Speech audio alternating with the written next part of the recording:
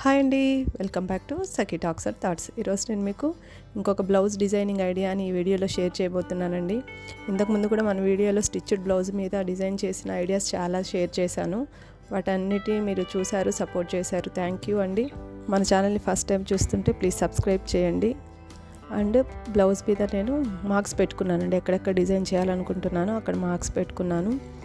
తర్వాత యాక్చువల్గా అయితే ప్రీ ప్లాన్గా ముందే మనము డిజైన్ డ్రా చేసుకుంటే ఈజీగా వస్తుంది.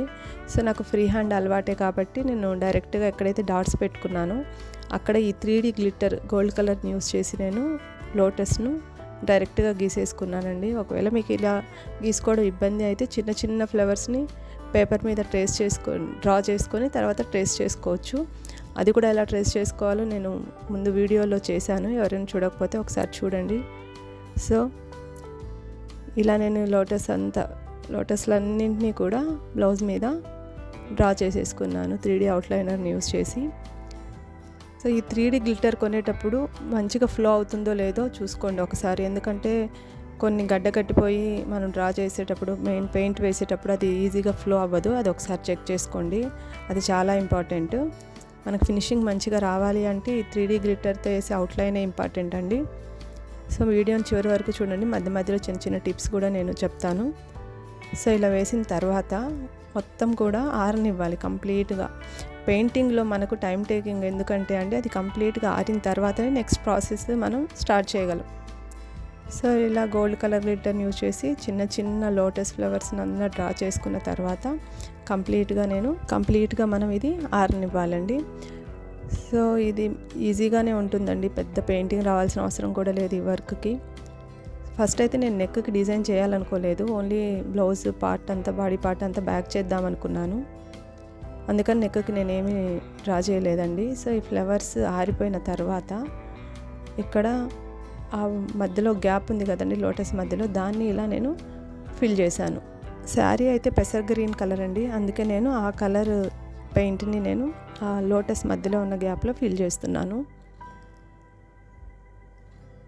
సో ఎక్కువ మనం వేలకు వేలు పెట్టి మగ్గం వర్కులు, మిషన్ వర్కులు బదులు ఈ పెయింటింగ్ చేసుకోవడం వల్ల మనకి చాలా గ్రాండ్ లుక్ వస్తుంది.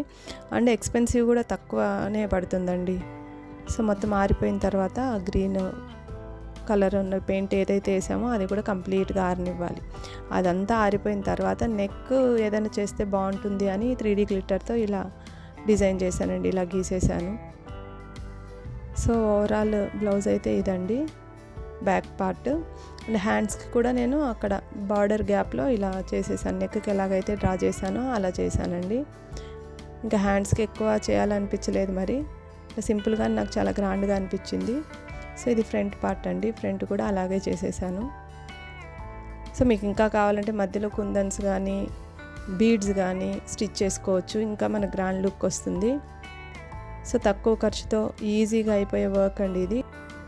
గ్రీన్ పెయింట్ మొత్తం ఆరిపోయాక మనకి ఎక్కడైనా అవుట్లైన్ సరిగ్గా రాలేదంటే మళ్ళీ 3D అవుట్లైనర్ని యూస్ చేసి దాని మీద అవుట్లైన్ మళ్ళీ ఒకసారి గీసుకోవచ్చు అండి. అదేం పెద్ద ప్రాబ్లం కాదు, ఎందుకంటే ఒక్కోసారి పెయింట్ ఓవర్లాప్ అయిపోతుంది.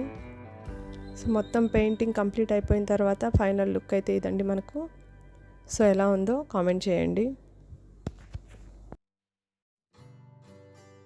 ఇదైతే శారీ అండి. సో శారీకి బార్డర్ ఇలా వచ్చింది. పైన కొంచెం పెద్ద బార్డర్ వచ్చింది, కింద చిన్న బార్డర్ వచ్చింది. బాడీ పార్ట్ అంతా ఈ కలర్ అండి. సో పళ్ళు ఇలా వచ్చింది. పళ్ళు ఏ కలర్ వచ్చిందో బ్లౌజ్ కూడా సేమ్ అదే కలర్ వచ్చింది. దానివల్ల నేను ఈ కలర్ చూస్ చేసుకున్నాను. సో ఓవరాల్ అయితే శారీ అండ్ బ్లౌజ్ లుక్ ఎలా ఉందో కామెంట్ చేయండి.